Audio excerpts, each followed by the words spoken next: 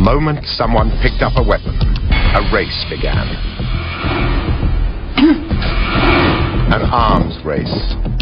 Humans, we're equipped with some rather primitive weaponry. Our teeth are somewhat blunt, our claws are rather pathetic. So we have to come up with something else that's going to make us survive in the wild world. An ageless quest for the ultimate armament. This was the weapon that conquered the Roman world. This is it. The soldier's weapon has evolved by punch, then counter-punch. A violent, bloody journey.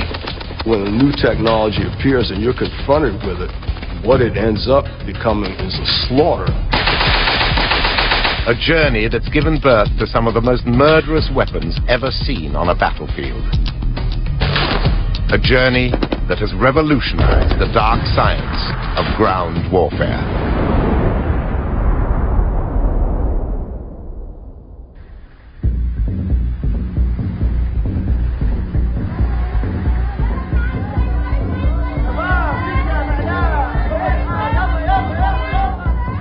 This is what warfare looks like today.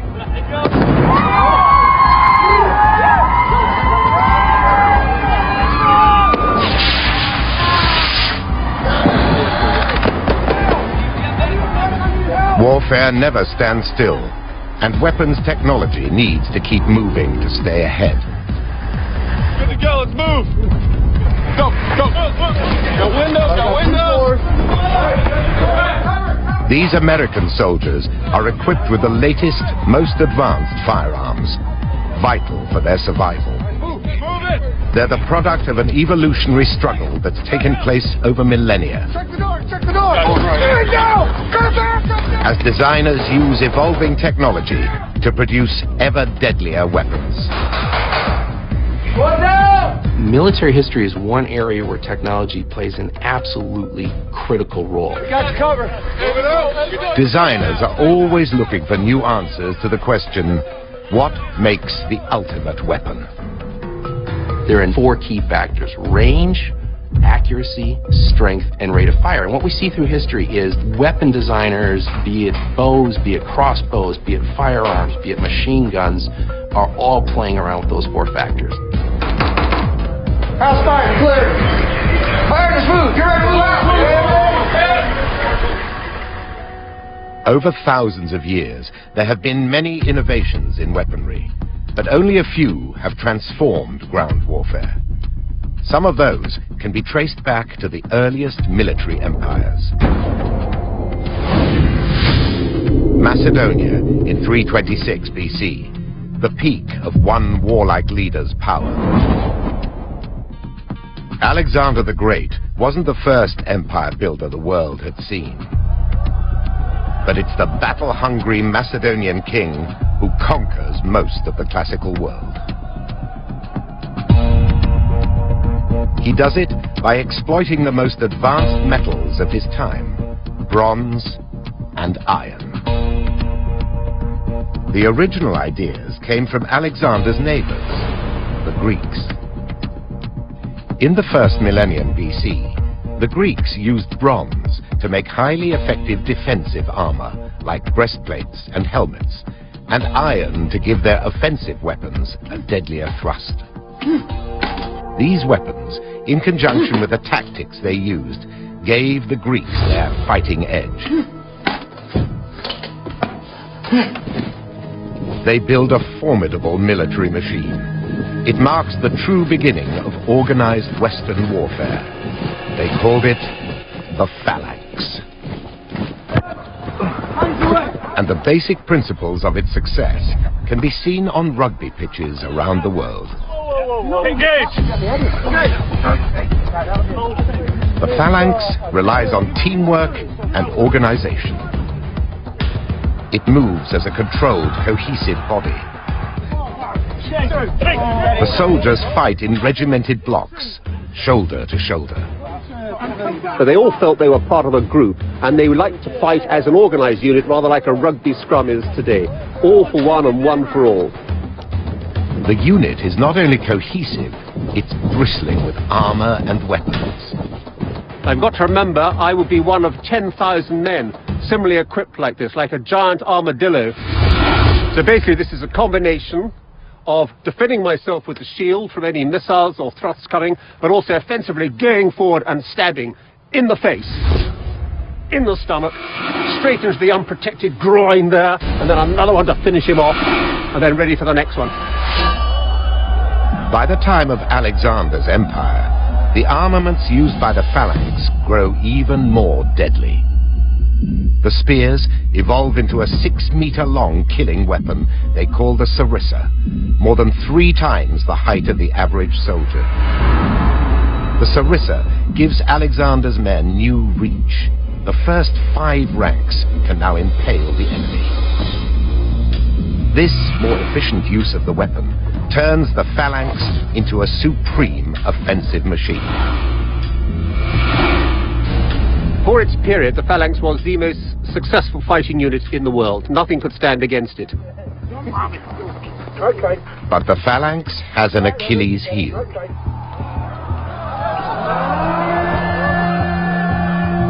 197 BC in Greece, the Battle of Cynocephali.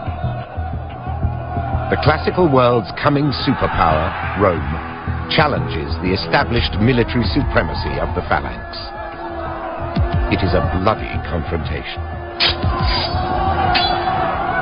When the Macedonian phalanx met the Romans, they were aghast, they were shocked. They'd never seen wounds like that. The Romans managed to completely hack people to pieces. Heads lying around, spleens split open, bodies hacked in half. Basically, it was a massive butcher's shop. Whilst all other armies have fallen before the phalanx, the Romans adapt their battlefield tactics to exploit its weaknesses. Those weaknesses can be seen back at the rugby field. The phalanx works well going forward on flat plains, where it's rigid structures and assets. But the phalanx can't turn easily. And at Cynocephali, the Romans use their knowledge of tactics to exploit this, attacking from the rear and the flank.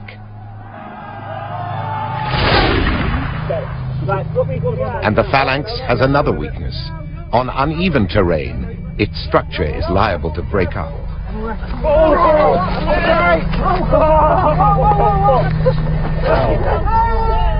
That day, the phalanx is cut to pieces, and a shockwave runs through the eastern Mediterranean. But it isn't just Roman tactics that forces this defeat. Victory is achieved with an exceptional weapon, which the Romans will use to enforce their power for 400 years. The gladius. And it's made with a revolutionary new material. Steel. The primary method of attack was to thrust low and upwards, aiming for the stomach. The stomach and this central soft, squidgy area here, that is the place to kill people. Because it has a very, very good cutting edge as well, down both sides, hardened steel, if you need to, if you're suddenly surrounded, for example, and you need to slash out, it's very, very useful for that. Doesn't really matter where you slash, every bit will count. The odd leg here, the odd arm there. This was the weapon that effectively conquered all known comers. This is it. A simple but unique stabbing blade, which allows them to build an empire.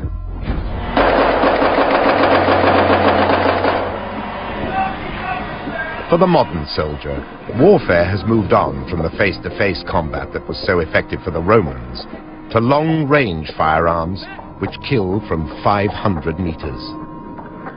The ability to strike from great distance is now taken for granted. It's been achieved through a number of inspired technological breakthroughs. And one was the bow, which used great power to propel an archer's arrow an immense distance. 1415, Agincourt, northern France. A key battle in the war between the French and English, which has lasted for 3 generations. A menacing army of around 20,000 French, many on horseback, fighting on home soil, confident of success. Facing them, King Henry V of England with a force 1/3 the size, on foot, but equipped with something called the longbow. Archers! Stretch! Stretch! From around 220 meters, the archers unleash a barrage of arrows. The French cavalry charge, but can't break through. The French come again, this time on foot, but again the English archers fill the sky with arrows. In the narrow, boggy field of Agincourt, the French attack is blunted. And face to face, against the odds, the English win the day. How King Henry and his English underdogs snatched victory at Agincourt is still a matter of conjecture. Mark Stretton thinks he knows the reason why. He's written about the bow and has been shooting one since he was 6. Stretton believes victory was the result of the longbow's ability to strike the enemy at a distance. By firing at plate armor from 45 meters, Mark demonstrates the ferocity of this medieval powerhouse. It's believed that from 220 meters, arrows wouldn't have pierced armor, but Stretton's convinced the longbow could still have immobilized the French cavalry. If a knight got hit with more than one arrow at once, the impact alone could knock him clean off the back of the horse. It's the arrow's weight that makes the difference, 1/10 of a kilogram. If we take a 7-pound sledgehammer and swing it at 32 feet a second, it has the same impact as this arrow travelling at 150 feet a second, which is more or less 100 miles an hour. But in order to turn this into a battle-winning weapon, the English need something else. Specialists, man and bow melded into a unique fighting machine. The English archer is strong, but also trained to achieve the precise angle that delivers long-range, accurate fire. I know that feels too low, that feels too high, but just there feels comfortable. That is right. To achieve this fighting efficiency, there is a high price to pay. For a longbowman to have been good, that necessitated training and necessitated years and years of training.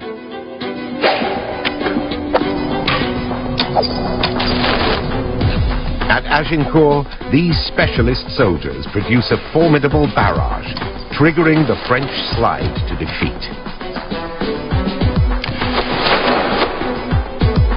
The longbow has many of the qualities of the ultimate warrior weapon: accuracy, range, rate of fire. And these characteristics help determine the way medieval commanders fight their battles. But the future will be different. An explosive new technology will recast how generals fight wars, make the specialist archers redundant, and the battlefield far more dangerous for the soldier.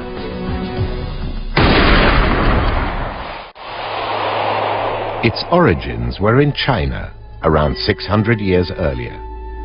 The story has it, the emperor's alchemists were looking for the elixir of life when they stumbled across the pathway to death. Gunpowder transformed the world of warfare. Gunpowder's explosive power comes from a potent mixture. First, sulfur to increase speed of combustion. Then charcoal to provide fuel. And finally saltpeter to create oxygen. The knowledge of how gunpowder was made migrated to Europe from the east. But the evolution of the firearm was a slow process. The first heavy infantry weapon to be used in large numbers is the matchlock musket, adopted by armies around 1500. This is a matchlock. It gets its name from the ignition system, which starts by having a piece of match or cord. This is one of the drawbacks that you would have if you're in a combat situation. Presto. Now we have fire. The matchlock can now be loaded with powder and ball, Next, gunpowder is added to the pan to prime the weapon for firing.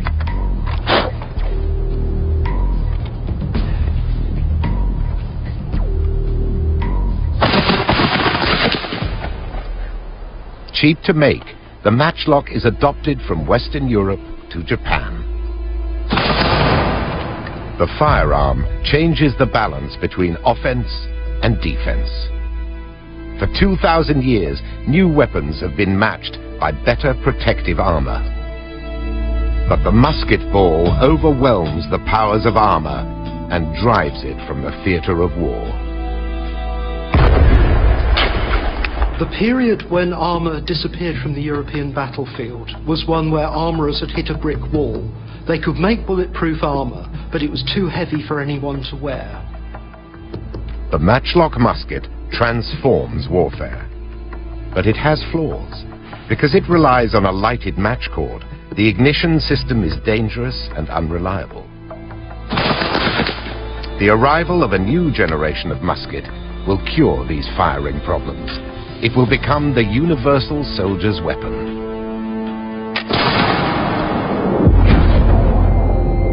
(1815).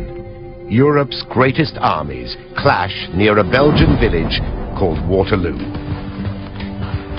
It's one of the bloodiest battles fought by Emperor Napoleon Bonaparte with muskets and artillery. In the choking smoke of battle, many soldiers can't see much beyond the end of their own weapon. In a single day, 47,000 men are either killed or wounded. And one of the reasons for these horrific numbers is the killing potential of the soldier's firearm. Most soldiers on that day are using a weapon called the flintlock musket, which is deadly. And one reason it's so lethal is a highly reliable ignition system. When the trigger's pulled, the flint strikes the metal frizzen or strike plate, producing sparks which detonate the powder charge in the pan below. This flame ignites the main powder charge, launching the musket ball down the barrel. The effect of musket technology is to cheapen the life of the ordinary soldier, because he's easier to replace. A musketeer can be trained to stand firm and fire in a matter of months, compared to years for the highly skilled longbow archer. War became more of a mass production enterprise, in which the soldier was a small cog in a very large wheel. In a typical exchange of musket fire, commanders push their troops up close to the enemy in densely packed lines. It's the soldier who pays the price. There's a lot of fire and the overwhelming noise from all the guns discharging, artillery firing, the moans of people who have been wounded. All of this would contribute to a sense of confusion. And the scary part for you as the soldier is you have to stand right out in the open and attention with your enemy facing you maybe 50 yards away and all those muskets pointed at you. It had to have been absolutely horrifying. But the commanders don't sacrifice their men out of malice. Musket tactics are determined by the weapon, which was accurate to only 50 meters. It's this reality which makes the generals fight at such close quarters. What was needed was a gun which would allow soldiers to engage the enemy from further away.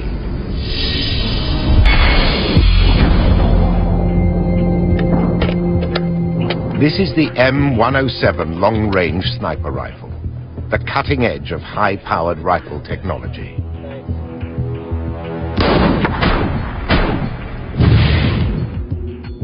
A gun that's capable of killing from a distance of 2,000 meters. Today, in military operations, this kind of pinpoint accuracy is the norm. We've arrived at this sniper's rifle via a chain of events which started in America's Revolutionary War. George Washington sees the military potential of a weapon which for nearly 3 centuries has been used mainly for hunting. These rifles were incredibly effective at 100 to 200 yards, and Washington knew this in the American Revolution.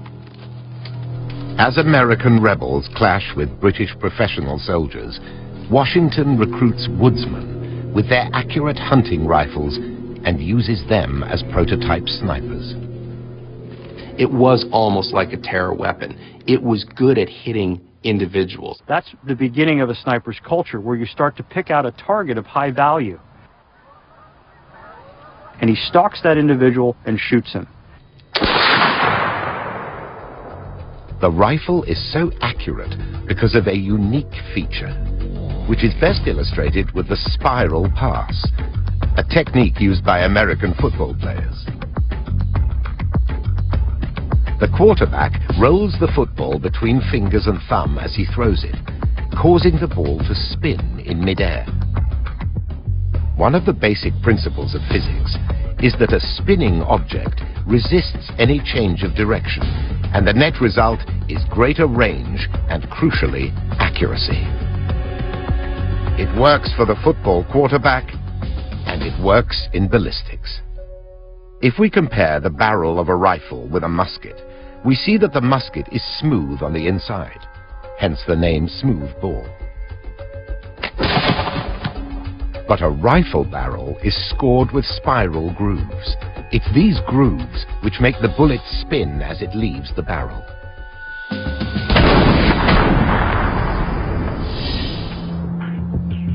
As with the football, the spin serves to stabilize the projectile. The spinning bullet is balanced like a flying gyroscope.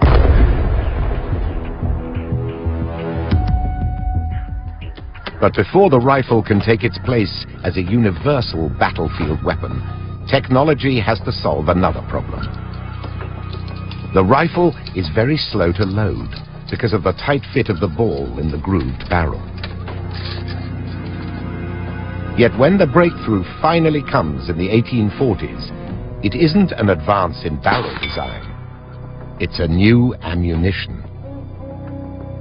The Minié ball, or bullet, named after its French inventor Claude-Étienne Minié, is simple and deadly. 4 grease-filled grooves made it easy to load, but the bullet's genius is in its hollow base. On ignition, the hollow base expands, gripping the rifling grooves inside the barrel, making the bullet spin. Once the Minié bullet joins the rifled barrel, it becomes the rifle musket, ready for the battlefield. 1862, the Battle of Antietam in America's Civil War. 87,000 Union troops confront 40,000 Confederates. And for one of the first times in history, both fighting armies are equipped with a new generation of rifle muskets. The consequences will be terrible.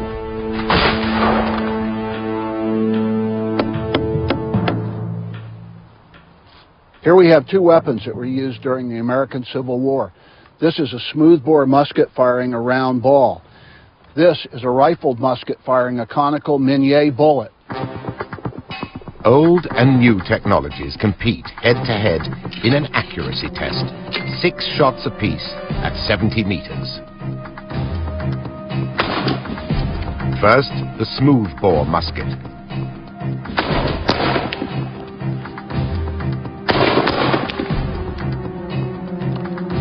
Next up, the rifle and Minié bullet.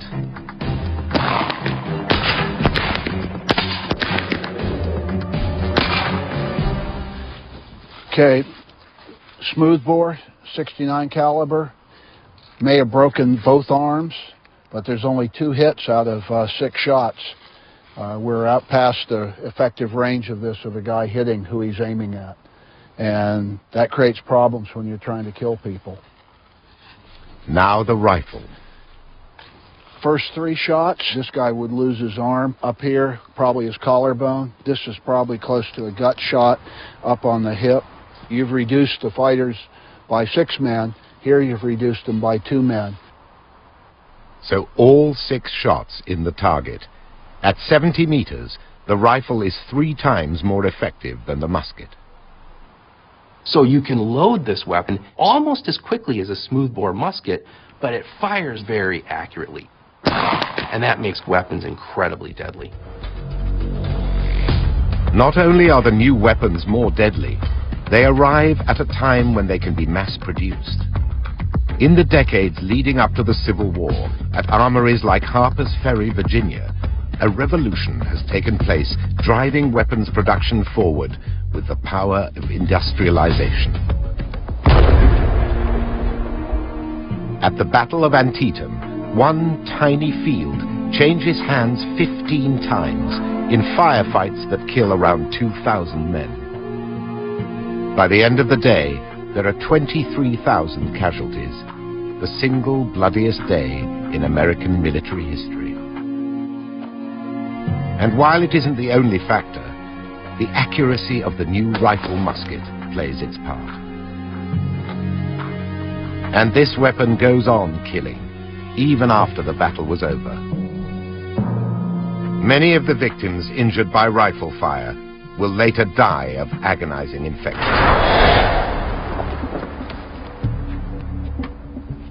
Battlefield commanders also play a part in the bloodbath of the Civil War.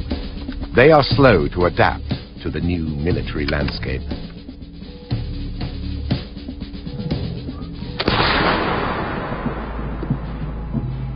While the technology has changed, the tactics really haven't changed. Marching right out in the open, shoulder to shoulder, like they would have done in the days of Napoleon. Hey! Even in Napoleon's time, this was dicey. In the age of rifled muskets, this was suicide.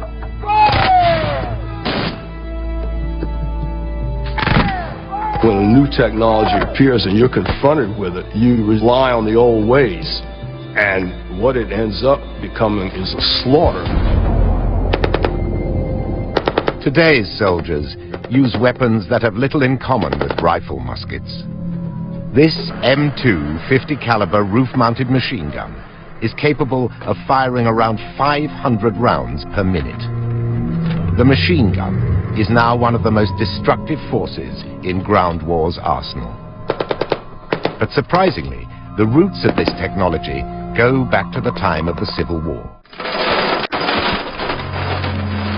By the 1850s, designers have improved the accuracy and range of the ordinary soldier's firearm.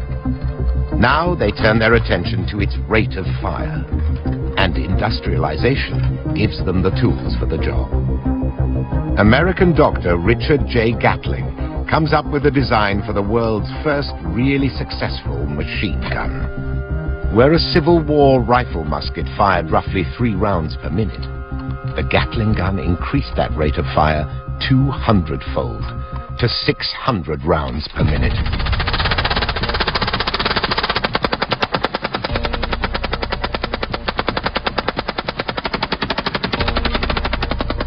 Gatling's machine gun is an imperfect prototype. Bulky as a small artillery piece, it has to be hauled by horses around the battlefield.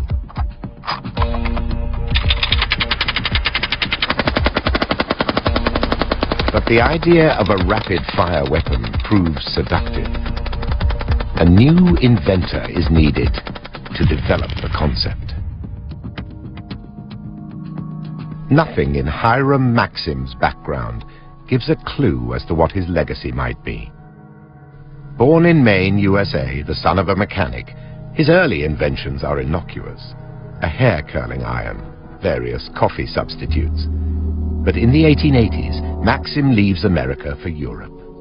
It's said he was told if he wished to make his fortune, he should invent something that allowed Europeans to kill each other more easily.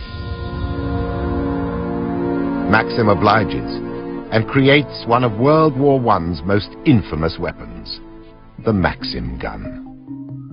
The great technological breakthrough is that it doesn't rely on a crank handle. It's self-powered. The gun's recoil forces back the firing block. In one motion, this draws a new bullet from the belt and a spent bullet from the firing chamber, pushes the new bullet into the firing chamber and ejects the spent cartridge. And it does all this 600 times a minute. Which is why it needs a water-filled jacket to keep the barrel cool. The Great War of 1914 is looming, and new customers stand in line to purchase the weapon, including Germany. The Maxim gun is truly an international product, and its impact on World War I's front line is of raw killing power.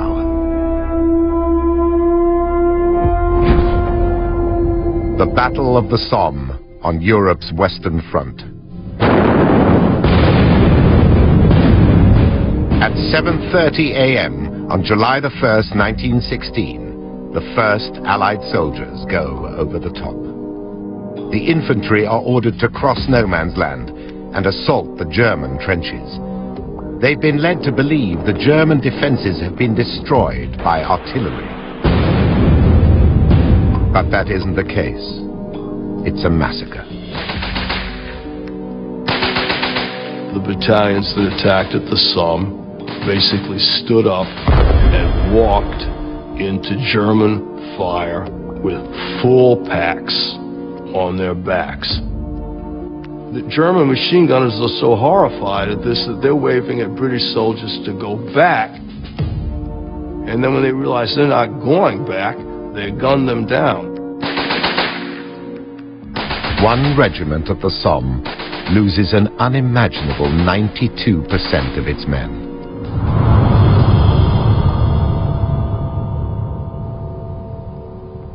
The Maxim's effect is the complete opposite of the sniper's rifle. This is volume, not accuracy. You see where the rounds are hitting or impacting out there. You don't even have to aim. If you have a line of troops coming towards you, you merely keep shooting where you see those fellows falling, and you keep shooting into them. The gunners also learn to increase their kill rate by a tactic called interlocking fire. Seen from above, Maxim gunners sweep the battlefield from side to side. Where their zones of fire cross, soldiers face double the numbers of incoming bullets. The combination of the machine gun with trenches, artillery, and barbed wire define the course of the Great War. A defensive stalemate where an individual soldier's death is a statistic.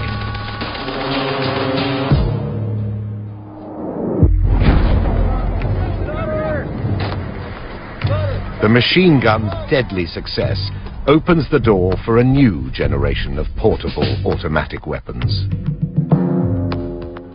The decades leading up to World War II see the development of the submachine gun. The Thompson or Tommy gun is used in gangster wars in the 20s and then by Allied troops at war. But the long-term future will belong to a more adaptable weapon for the universal soldier. That weapon is the assault rifle. Today, it's the standard firearm of virtually every soldier and militiaman in the world. And it's versatile, capable of both single shot and bursts of fire. Negative contact. The US Army's current weapon, the M4, is highly advanced. But the stories of two earlier assault rifles, the AK-47 and the M16, indicate that a lower-tech weapon can in some cases be highly effective. The AK-47, or automatic Kalashnikov of the year 1947, has really been, in many ways, one of the most important firearms in history. Designed and built in the Soviet Union, its inventor, Mikhail Kalashnikov, was a tank commander in World War II. His assault rifle was adopted by the Russian army in 1949, for which he received the Stalin Prize First Class. The AK-47 is the most widely used military weapon in the world today. Up to 100 million are thought to have been sold. It's the weapon of armies, militias, freedom fighters, and terrorists. Strip an AK down, and it's easy to see why. First of all, it's a very simple mechanism. We have a dust cover, a mainspring, a bolt carrier, and inside the bolt carrier, a bolt. We don't have a lot of moving parts, but what we do have is a certain looseness. You can hear that rattle. That rattle means that the parts have been given a certain amount of play. That play allows this weapon to function even though there may be dirt or filth from the firing of the weapon encrusted inside these grooves. That play means a high degree of reliability. The weapon's simplicity also means anyone can learn to use an AK.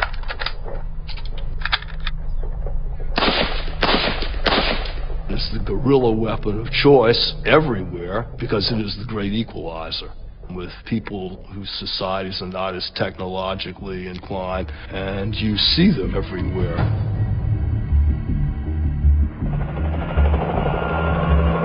The AK-47's been associated with some improbable wars. One is Vietnam, where in the 1960s and 70s, the US is pitted against a virtual peasant army.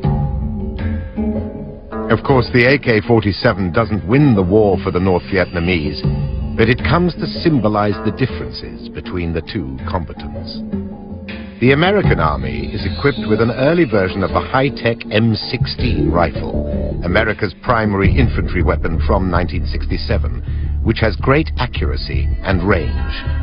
Their enemy, the North Vietnamese and Viet Cong, use the lower-tech AK-47. What we basically have is a pickup truck and a Lamborghini. The AK-47 was meant to be very durable, very rugged, very simple and inexpensive to manufacture. The M16 was supposed to be lightweight, also very accurate. But in the early years of the war, the M16 has a tendency to jam in damp and dirty jungle conditions. The Soviet Union's unsophisticated technology proves better suited. We see stories from Vietnam that say that they were dug out of ditches or found in rivers, even buried, and then shot with no problem. It seems that dirt simply didn't affect this weapon.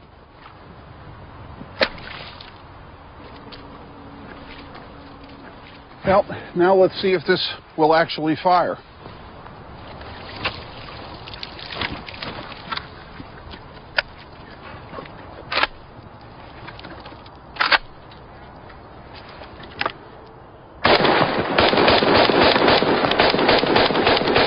It was incredibly reliable, incredibly insensitive to abuse, and on a number of occasions, Marine units would re-equip themselves with captured AK-47s simply to take advantage of the reliability.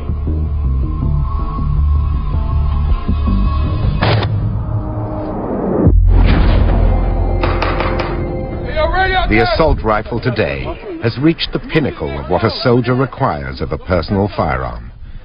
Offensive weapons, guns, are getting more accurate and more destructive. The soldier is more lethal than ever, but he's also more vulnerable to the enemy's guns. So protection is essential. And today, an ancient defensive idea has re-established itself on the battlefield because technology has advanced enough to make it effective once more.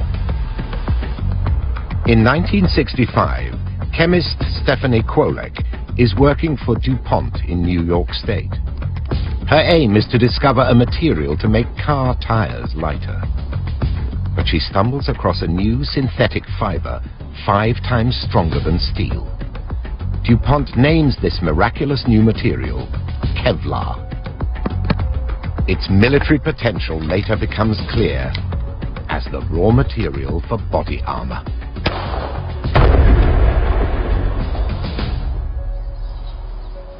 here's the entry hole. Let's see what damage it's done.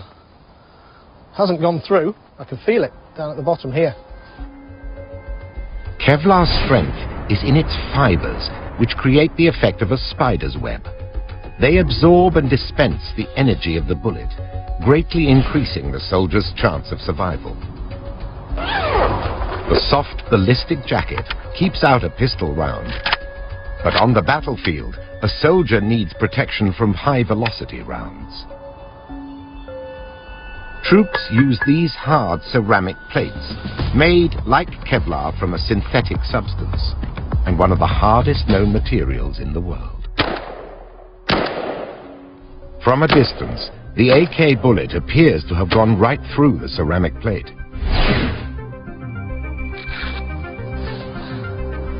You can see it's fragmented. There's lots of small pieces here. I'll turn the plate over and see nothing has come through this side. The combination of Kevlar with ceramic plate has impressive stopping power. Thick steel would be just as effective, but to get the same level of protection, you'd need steel 12 millimeters thick. That weighs an impractical 18 kilograms, while the Kevlar jacket and ceramic plate weighs in at just 11 kilograms. So light modern body armor is now standard issue and a critical component of the soldier's fighting kit.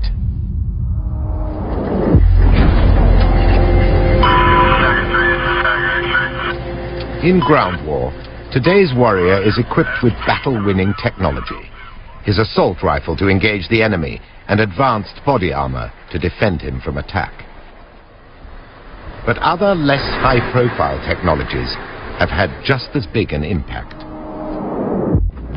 The American soldier can now fight 24/7 using night goggles. This is how the technology works. The goggles absorb minute levels of ambient light from sources such as stars and multiply it. The soldier is able to see images through the lens situated in front of his eyes. Night vision equipment has fundamentally changed the nature of war. It has changed the United States Armed Forces from a force that prefers to fight by day to one that prefers to fight by night.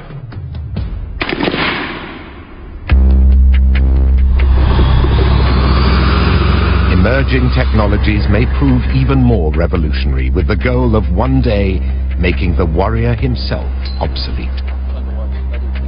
Half a man's body weight has always been the most a soldier can carry into battle.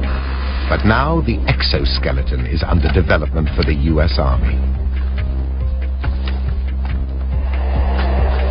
It's a wearable robot which amplifies the soldier's strength, enabling him to carry 90 kilograms without tiring. The exoskeleton frees the modern infantrymen from a limitation that has stood since the beginnings of warfare.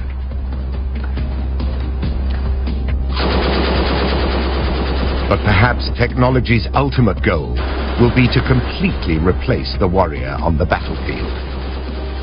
Now you have devices being developed that could go into a building, into an enclosed area, be armed, and be able to take on an enemy combatant without exposing the operator. The armed, remotely controlled robot opens the door to a more sinister future. A battlefield with the hallmark of science fiction. The Pentagon has determined that by 2015, a full 30% of the US Army's fighting capacity on the ground will be delivered by robots. In a future where you will have our robots fighting their robots, I think that's entirely possible. I think you're going to begin to see that in ground war. I think it's inevitable as that technology improves. Inevitable, but also controversial. The idea of an autonomous robot, an autonomous armed robot, being able to move about the battlefield and make its own decisions, that's something a lot of people are leaning away from. They don't want to see it come. There has to be a human in the circuit. There has to be a man who says, this is when you pull the trigger and this is when you don't. These Marines, training at Fort Irwin, California, are equipped with the latest weaponry technology can provide. Today, they're finding out what awaits them when they're deployed.